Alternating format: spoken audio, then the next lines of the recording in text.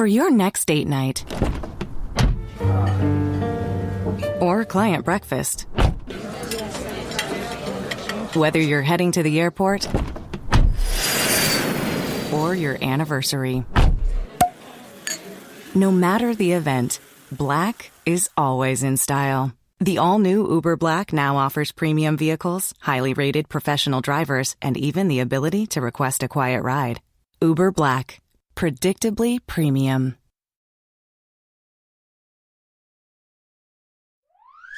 Football represents something we are. Football is like life. You gotta push. Fantasy football is about proving that you are better than your friends. Hold up. Welcome to the Fantasy Football Faceoff, I'm gonna do what's best for the team. where fantasy meets reality. Pure fantasy football nirvana. And now your hosts, Let the games begin. Anthony Cervino and Michael Hauff.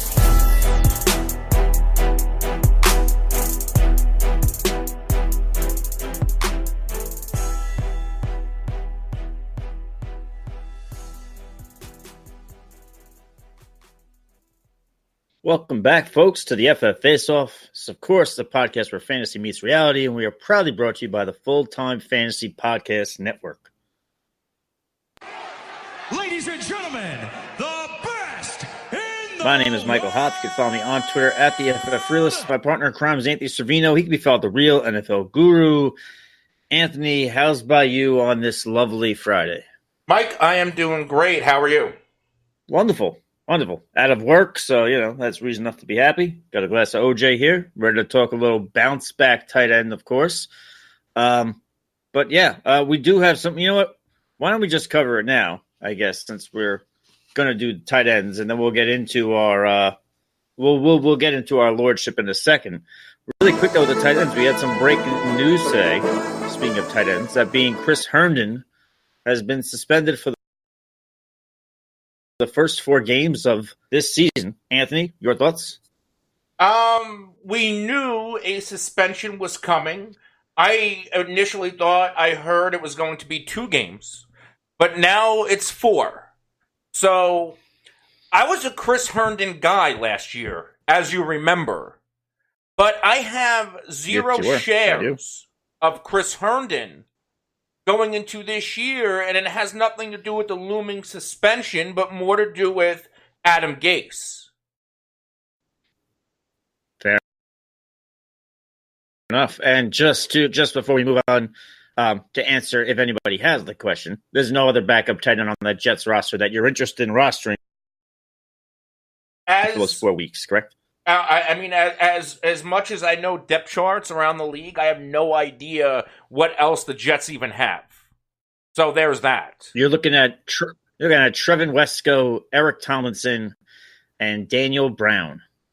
Oh, good. Star-studded lineup. So basically, in regards to the Jets tight end position, punt it. Absolutely. With that being said, let's get a little public service announcement from his lordship. Promotional consideration paid for by the following. All right, guys, you know the drill. If you like today's episode and subscribe to the channel, please leave us a comment saying that you have subscribed. And once you're done, we will reply back to as many as we can to show our appreciation to you.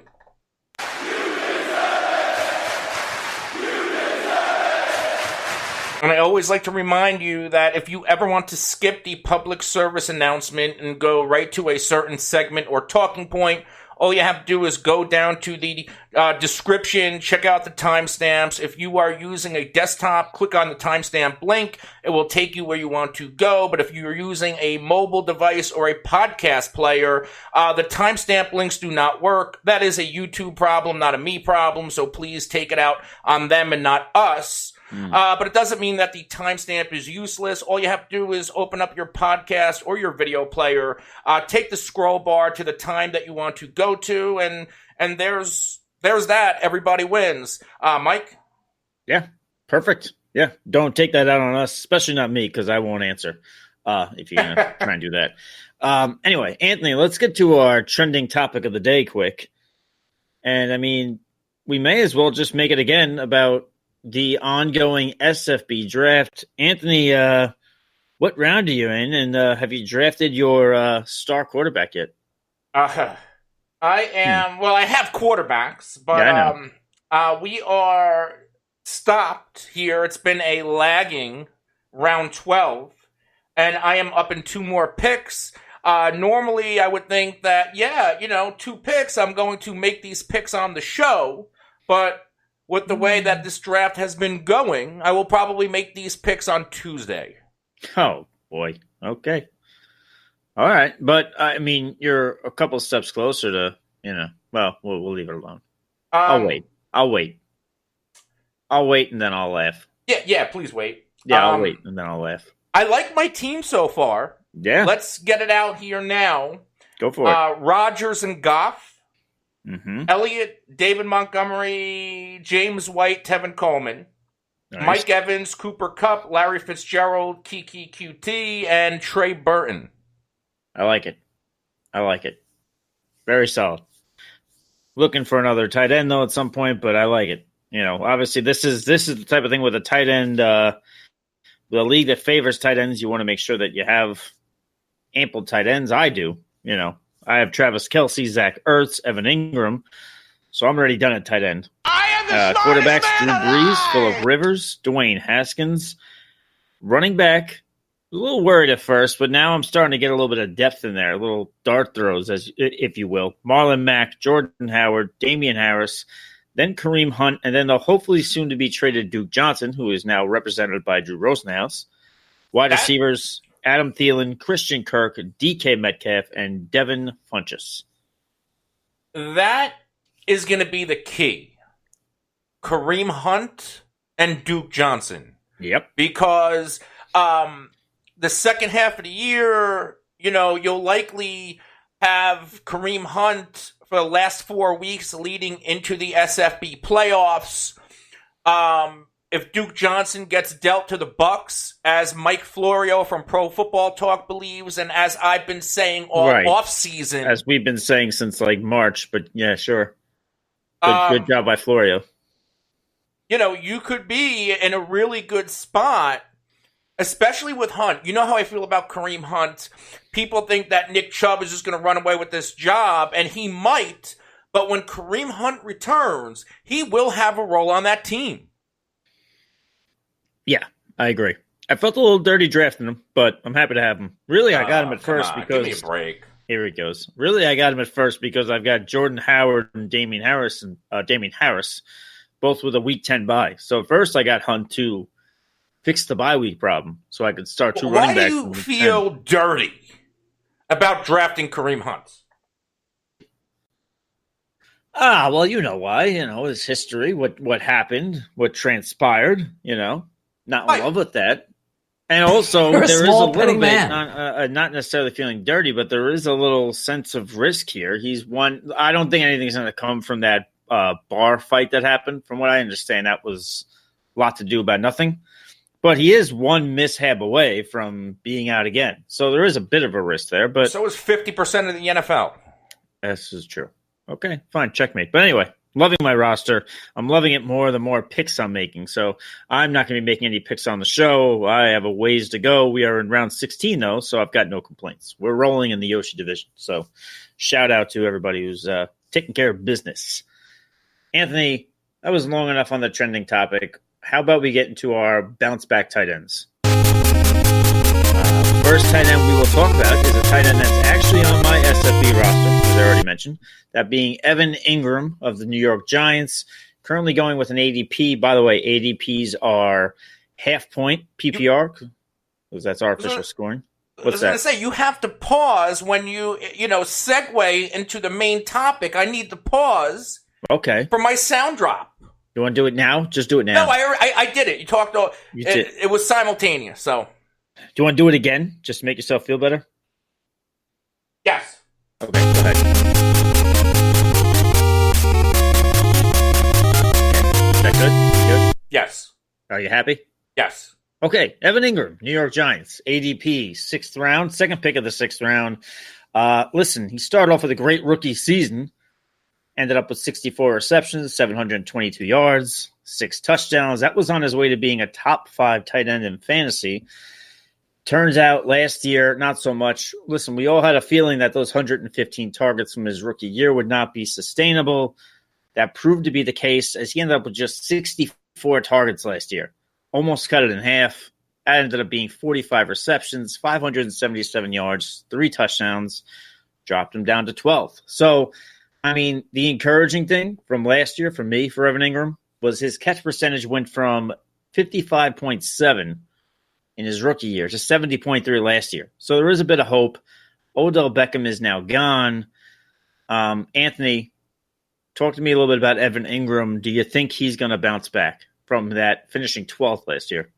I mean, he finished 12th because he only played in 11 games. Right. Dealing with some hamstring issues. But Evan Ingram, with no more Odell Beckham Jr., you have, Eli Manning, who we know is struggling throwing the football, and he's going to lean on Evan Ingram and Saquon Barkley a ton. He's probably going to lean on whoever's lined up in his slot, whether it's Golden Tate or Sterling Shepard. But I expect Evan Ingram to be extremely busy. My biggest holdup with him is the injury factor. The Giants passed the ball 39.4 times per game last year, 8th amongst NFL teams, and Ingram ran a route on 68.4% of those plays. He actually lined up in the slot 32.4% of the time last season. Yep. Now, let me ask you quick. Is there any fear on your – I know you already mentioned the injuries are a concern, but what about the potential for Daniel Jones overthrowing Eli Manning, even though Eli Manning thinks he's going to play forever, apparently? Is there any fear there for when Daniel Jones eventually steps into this? No. Okay. Because, it's not like Eli Manning is playing like Eli Manning in 2007. This is true. Can Daniel Jones be any worse than Eli Manning? He's a rookie quarterback. Again, he's going to be playing like a 38, however old Eli Manning is. It's going to be much of the same. You're going to see checkdowns. You're going to see, the slot receivers being busy. You're going to see the tight end being busy. What I'm worried about, another thing with Evan Ingram, is he didn't see a lot of red zone looks. He was 20th amongst tight ends in red zone target share, only 7 in the red zone, and 19th in end zone target share, only seeing 5 end zone targets. He only scored 3 touchdowns. Right. And that is a trend I see a lot with these potential bounce-back tight ends. 3 or 4 touchdowns. Yep. Jimmy Graham, and we'll talk about later, 2 touchdowns. And Njoku only had 4. All of those touchdowns, by the way, came in the red zone, much like his rookie year. So you would hope that all those targets can go up in the red zone, since that's the only way he seems to score. But, Anthony, do you think, to end this conversation, do you think Evan Ingram bounces back? Because me personally, I think he's a candidate to, among all these guys we're going to talk about, I believe he has the best shot at finishing in the top 5. Yeah, I agree there. Again, if he plays, Evan Ingram is one of the more efficient tight ends, 12.8 yards per reception, ranked 10th, 7th in yards per target, 5th in catchable target rate.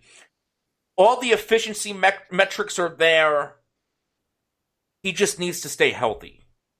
But I do agree, if he plays a full 16 games in his current situation, you could be looking at Evan Ingram as a potential top 5 tight end, because we assume the top 3 are going to be Kelsey, Kittle, and Ertz.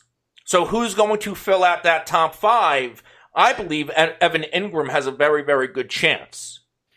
That's right. You hear that, everybody? 3 of my SFB tight ends will finish in the top 5 this year. Call that now.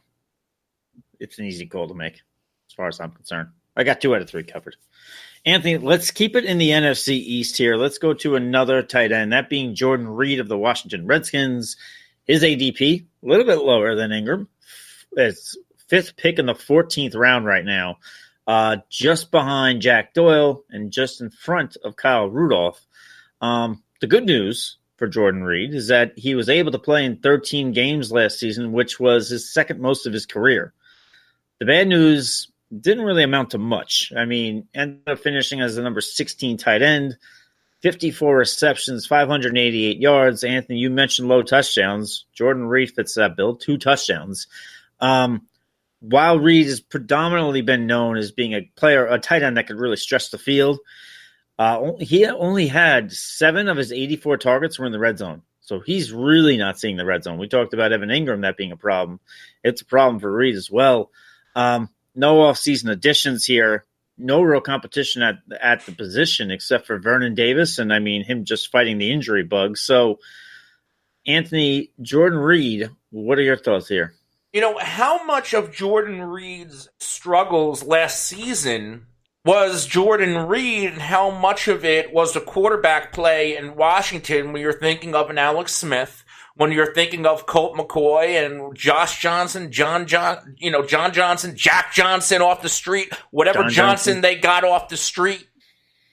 So I don't know if I'm going to put it all on Jordan Reed, and he is a player that can potentially bounce back, whether you're talking about Case Keenum or Dwayne Haskins under center. I think you're going to see Jordan Reed be a heavily featured component of this offense, primarily because they don't have anything else.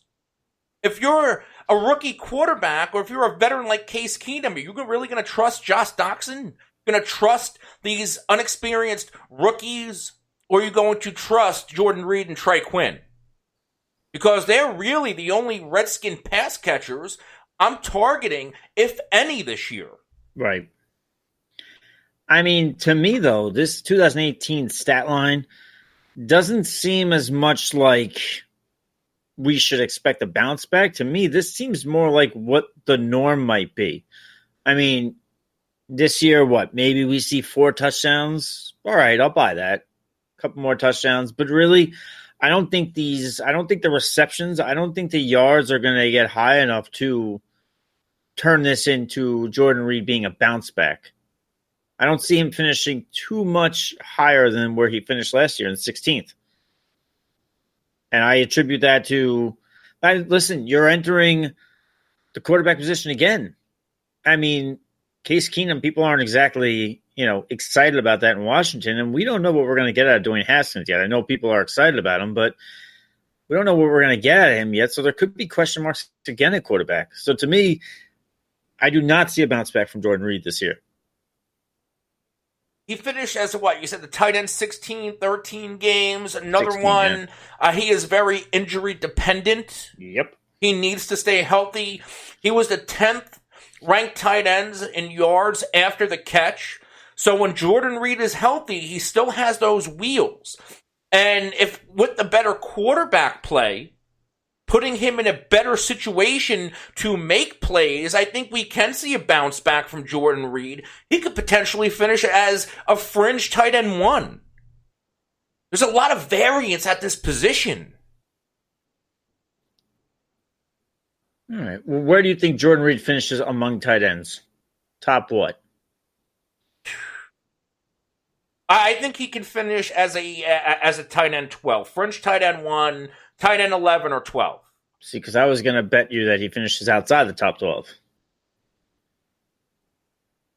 But, see, that's the thing. We got to put a game marker here.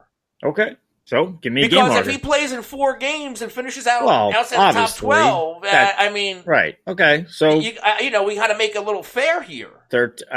I'm all for it. Jimmy Graham. Your guy, Jimmy Graham, last year. My guy, Jimmy Graham, this year finished as a tight end 12. You're telling me Jordan Reed can't finish as a tight end 12? Well, I'm telling you, I'm willing to make a bet once you stop complaining and we can pick a number of games that he could play. Okay. You're a little uptight today. I think you're a little upset about your draft. I think you're a little... You want to talk about it? 14 games. 15 games. 13 games. He played 13 this year. Okay, so 15. 14. 14 games, tight end 12. Let's make that bet. Done. Right? Is that fair? Yeah, lock it up. So there you go. So there's a bet. Sounds to me like you guys a couple of bookies. Jordan Reed. We will move on from there. We'll go with David Njoku. He's currently slated for the sixth round pick eighth pick overall in the 6th round to be exact. Apologies for that. He's sitting behind Jared Cook and Vance McDonald, but he is in front of Trey Burton among tight ends currently. Finishes the number 9 tight end in his, what was that, last year? Last year finished number 9. Rookie year finishes number 21. So he did already bounce back from his rookie year. More receptions. He went from 32 to 56. Yardage, he went from 386 to 639. But stayed right at 4 touchdowns. What's up, Anthony? But the thing with Njoku is the fact that Njoku's hype, they talk about him like he's going to be a top 5 fantasy asset. That's exactly what I was going to get to. And that's why I'm saying he should, is he going to be a bounce back candidate? Right. No, yeah, I get it. And that's what I was just going to say. I feel like almost unfairly we're expecting more out of Njoku because of what you just said, the hype. There was a lot of hype from him when he came out of college.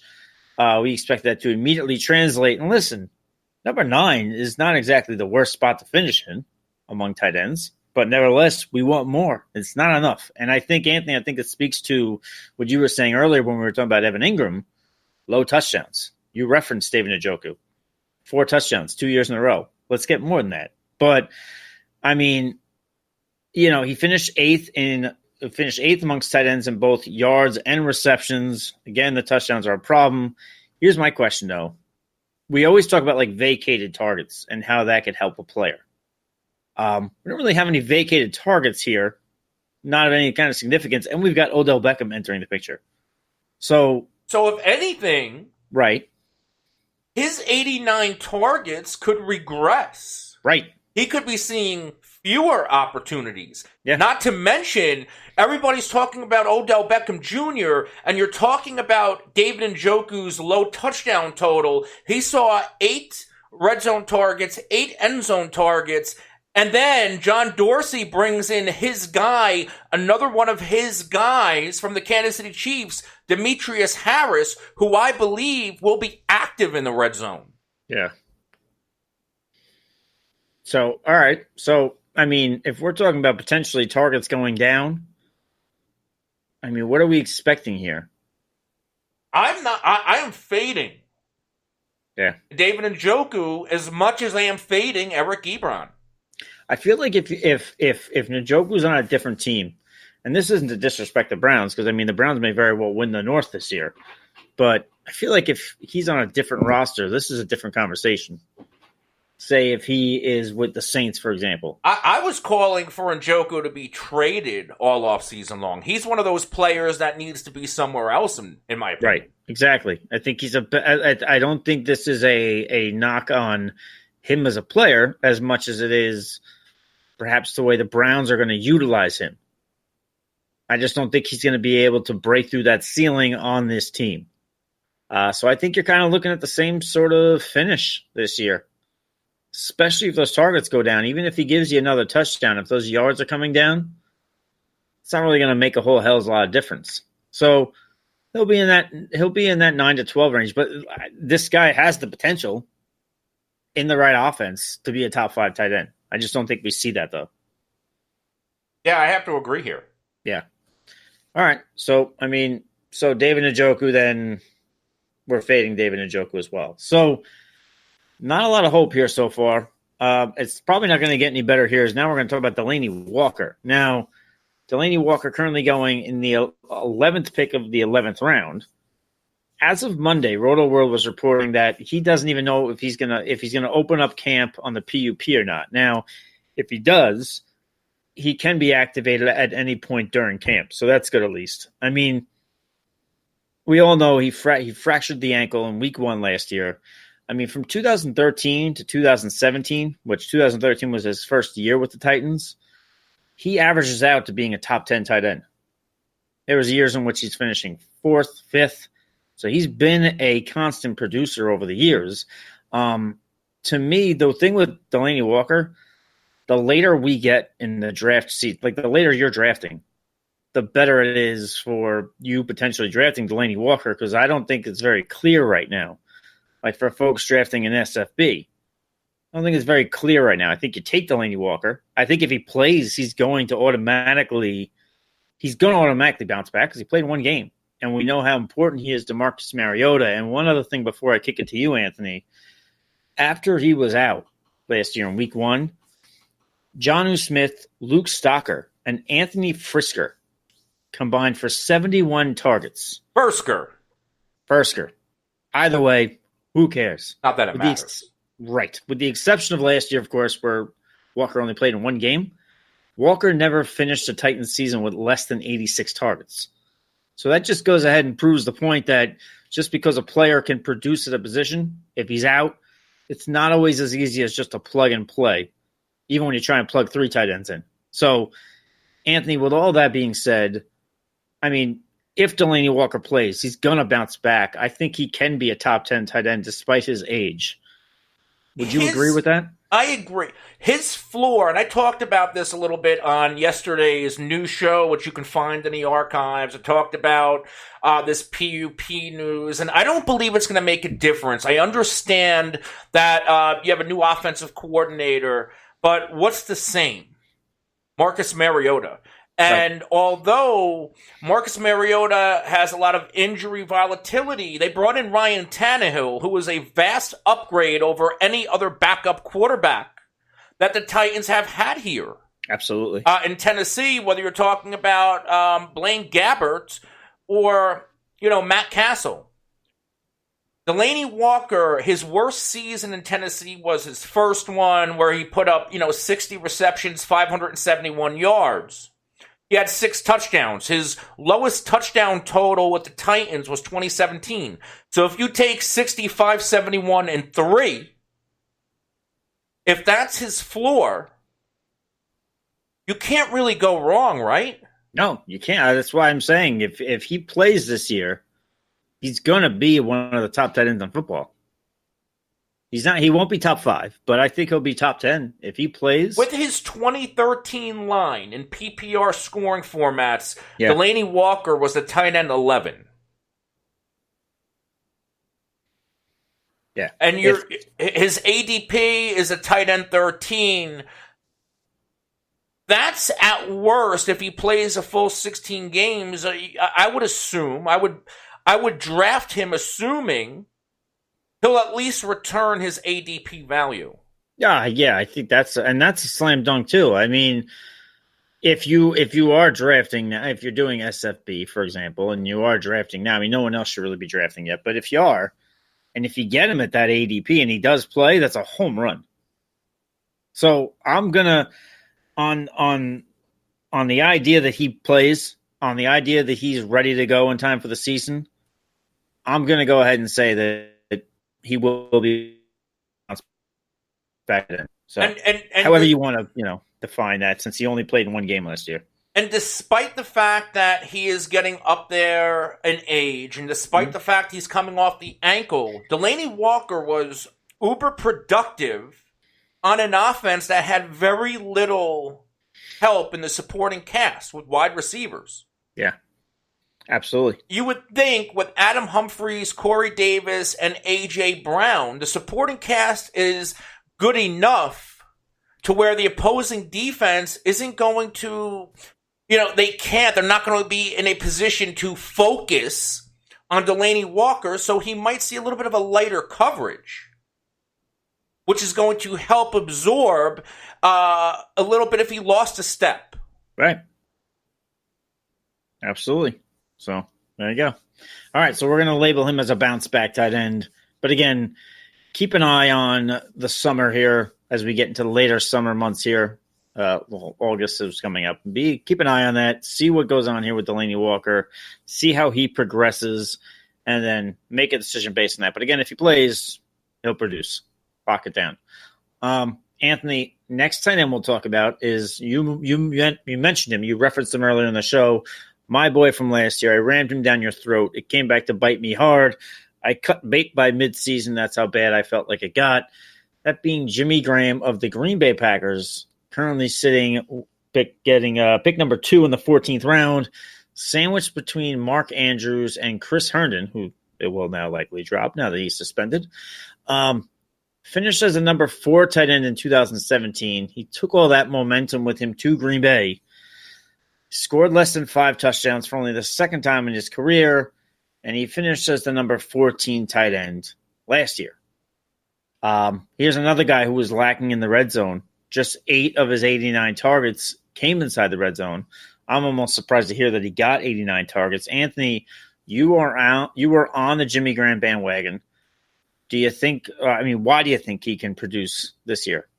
Well, I am on the Jimmy Graham bandwagon for the exact opposite reason. I was off the bandwagon last year, and it has to do with ADP and where you can get him in drafts. You know, last year he was going quite early in drafts. And now you can get him 13th, 14th, 15th round in some spots. Jimmy Graham did see 89. I have 91 targets here on playerprofiler.com. Where he lacked was in the red zone. And a big thing that I am kind of hanging my hat on with Jimmy Graham, as we know that Aaron Rodgers doesn't like change. He doesn't like new people. He doesn't like young players. And now you have Jimmy Graham, full off season, second full off season now with Aaron Rodgers, greater familiarity. I think we can see Jimmy Graham, if he is going to garner, 85, 90 targets again. Mm-hmm. Maybe we see Aaron Rodgers put a little bit more trust in Jimmy Graham this time around. Because a player like Jimmy Graham, the size, the mismatch, the touchdown upside doesn't go away. It went away last year. I mean, I hear what you're saying. But it's still there. It didn't go away. He just wasn't featured where we believed he would be featured. Right. But that upside is still there. Yeah. The other interesting thing here to note is that he's always seemed to do well in year 2 with a team. With the Saints, with the Seahawks. In year 2 with those teams, he finished up inside the top 5 at the tight end position. So if you believe in that sort of thing, I don't think it's automatic, but nevertheless, listen.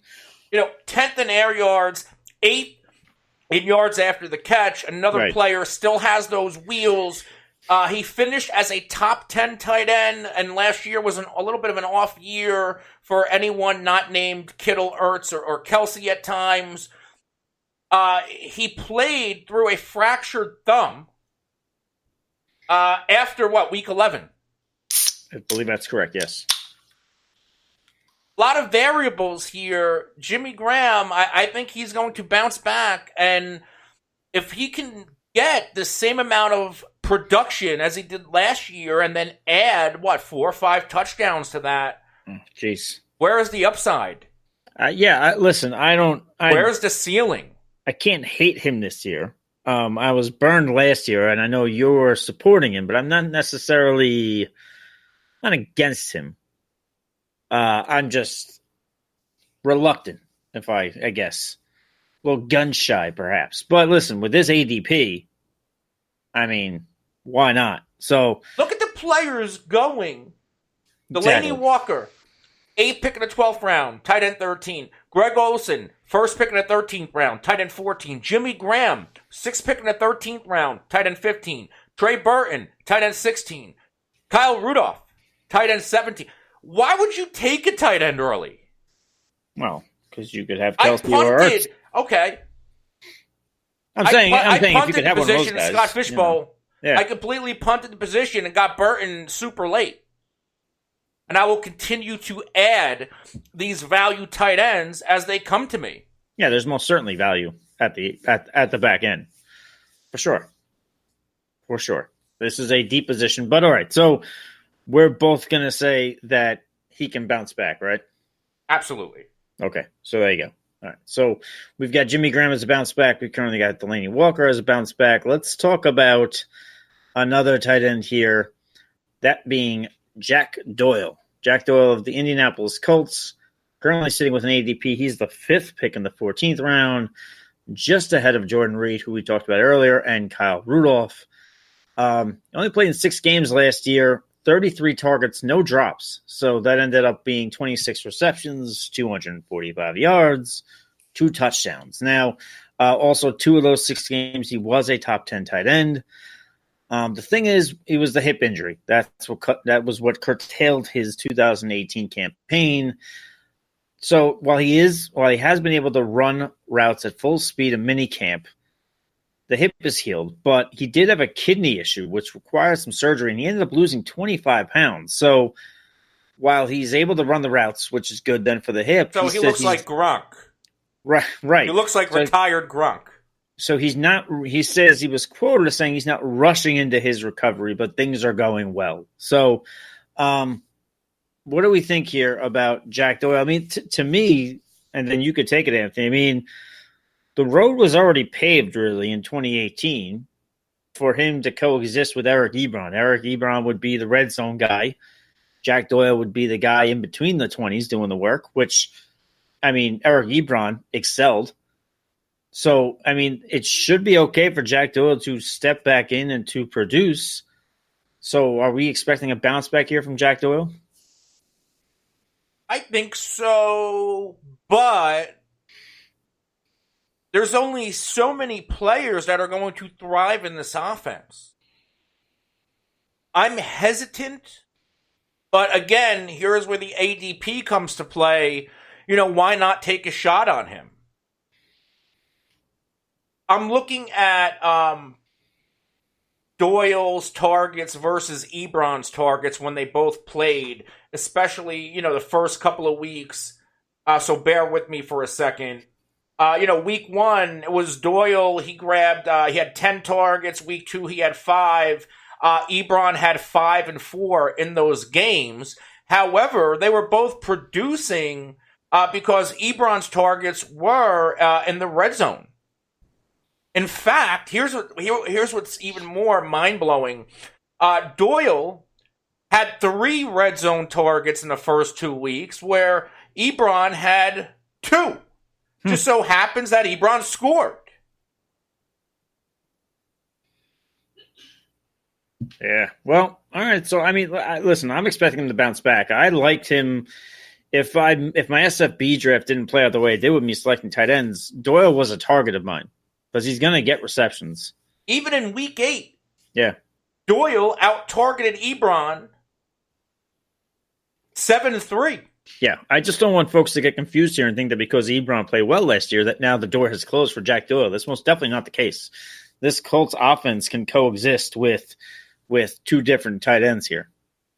So I can't help but to think what Eric Ebron, how his career took off moving from Detroit to Indianapolis. Yeah. And I keep and this is off the subject, and we talked about Devin Funchess in our wide receiver bounce back episode, which you could find in the archives. Yeah. Can you imagine just think about Devin Funchess going from Cam Newton, the Carolina Panthers, to Indianapolis Colts, Andrew Luck, getting Devin Funchess at his late round ADP. Could Devin Funchess return that type of a year? And that's why I'm very enamored with Devin Funchess. Me too. Because I was never a Devin Funchess guy.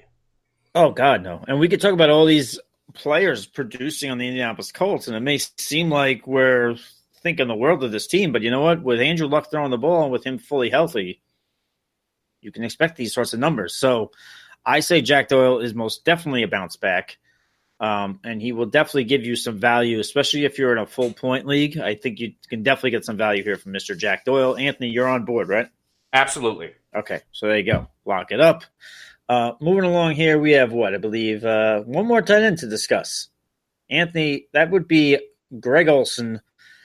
He's right now going with the 6th pick in the 13th round, 2 picks ahead of fellow NFC South tight end Austin Hooper, which I found mighty interesting. Hooper currently being behind Greg Olsen. So, Anthony, I know you'll probably speak to that. Listen, we all know what Greg Olsen has been, not just to fantasy, but to the Carolina Panthers. He has been a Pro Bowler. He has won you a championship potentially, or helped win you a championship in fantasy. I mean, most folks expect him to potentially retire after this past year and head to the broadcast booth. This is a guy whose foot is breaking every other minute. Anthony, what are we expecting here from Greg Olsen? Are you high on him? Are you cautiously optimistic, or are you staying away? Cautiously optimistic, but I don't know how much Greg Olsen stock I'm taking. I'm actually, I'd rather pivot and get my hands on Ian Thomas.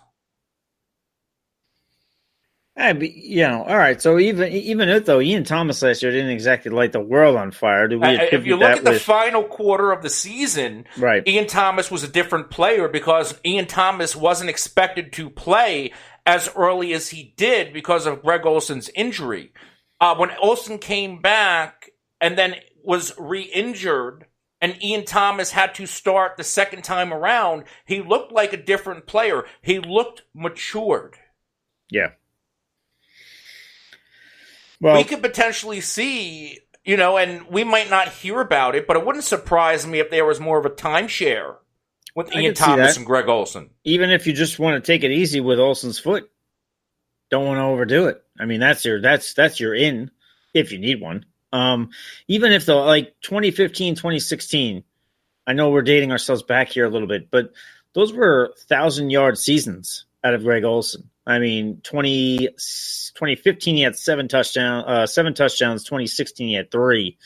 Obviously, the next 2 years after that, he's dealt with the foot problems. But if he does play a full 16, I don't see him being a 1,000-yard receiver again. I just think that's kind of that ship has sailed, especially if it proves to be, Anthony, like you were talking about, a potential timeshare. So, all right, so we could say he could bounce back from a broken foot, but do not expect the Greg Olsen of old, correct? No. And just like, I forgot who we talked about earlier where the supporting cast was upgraded. It was Delanie Walker. Yeah. The supporting cast, the receivers in Carolina with Curtis Samuel, you have Christian McCaffrey who catches a ton of passes, DJ Moore. They brought in Chris Hogan. There are more targets to where I don't see the tight end position is going to be heavily leaned on as we're used to seeing. Yeah, I think it's, I'm fading him. I'm not drafting Greg Olsen anywhere, unfortunately. And that kind of bums me out. I mean, I feel like Greg Olsen is the player that your heart wants him to do well. But in your head, you just know it's probably not going to be the greatest season. I don't think Greg Olsen, who's going to have a better year, Olsen or Witten? Olsen. Really? Maybe. Wait, I don't know. Really? No, I don't know. There's no bet there. I got to think about that. Yeah, no, I don't know. Back up. We're not betting that. Let's make that abundantly clear. That's a battle of old men, though. That's what I mean. I call Greg Olsen an old man. He's a year younger than me, but whatever. So all right. So that's pretty much it then. So he's a dinosaur in football years. He's a dinosaur in football years, indeed. So all right. So end story on Greg Olsen. He will bounce back from the broken foot at the very least, but we don't expect a Greg Olsen of old, correct? No, absolutely not. Okay. Where do you think a guy like Greg Olsen finishes? Inside top 15, outside? Could be in the fringe. Right in that middle of the top 20, 15, 16 area. Yeah. Okay. All right. So there you go. So keep that in mind when you're drafting. If like Delanie Walker had the ankle. Yeah. Missed all season, but Delanie Walker didn't miss a lot of time previous. Greg Olsen, this is a recurring injury. Yes. Yeah. That he's been dealing with. Yeah. And a lot of, majority of the times here, if I'm not mistaken, especially last year, non-contact, just planting the foot on an in route, on an out route, and all of a sudden he's on the floor. So brittle bones. And if it keeps happening, it's just as likely that it could happen again. So buyer beware. That's probably why I'm pretty much fading Greg Olsen, as much as it pains me to say. But all right, so that'll do it for our tight end episode. Bounce back tight end episode. Again, if you want to know about any wide receiver bounce backs or running back bounce backs, there you go. Be sure to go into our archives and you can check that out. Anthony, have you had a chance to pick yet in SFB? No. No still 2 picks away. Still 2 picks away. I don't know who's 2 picks away, but we don't want to call anybody out for drafting slow, but Let's not, whatever. All right, Anthony, anything else to say before we get going for the weekend? Yeah, absolutely. If you're listening in podcast format, especially you Apple Podcast users, please subscribe to the show. Please leave us a 5-star rating and a 5-star review telling everyone why you love the show and why we are the best damn fantasy football podcast on the planet where fantasy meets reality.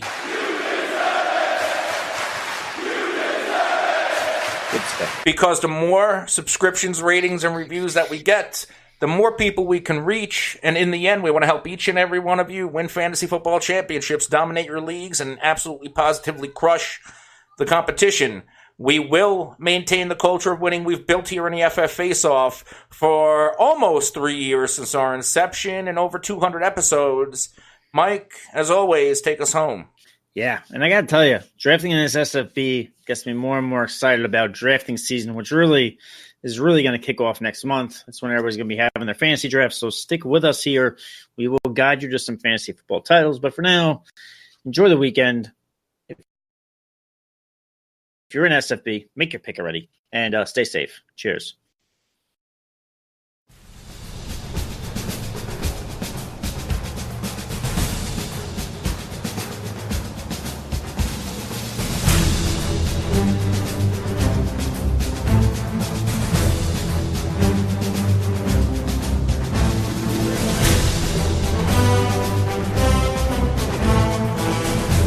For your next date night or client breakfast, whether you're heading to the airport or your anniversary, no matter the event, black is always in style. The all-new Uber Black now offers premium vehicles, highly rated professional drivers, and even the ability to request a quiet ride. Uber Black. Predictably premium. Hear that? That's the sound of someone requesting a trip with the all-new Uber Black. And that's the sound of a luxury car door being opened by a professional driver. And that, the sound of a quiet ride, which you can now request right from the app. The all-new Uber Black now offers premium vehicles, highly rated professional drivers, and even the ability to request a quiet ride. Uber Black. Predictably premium.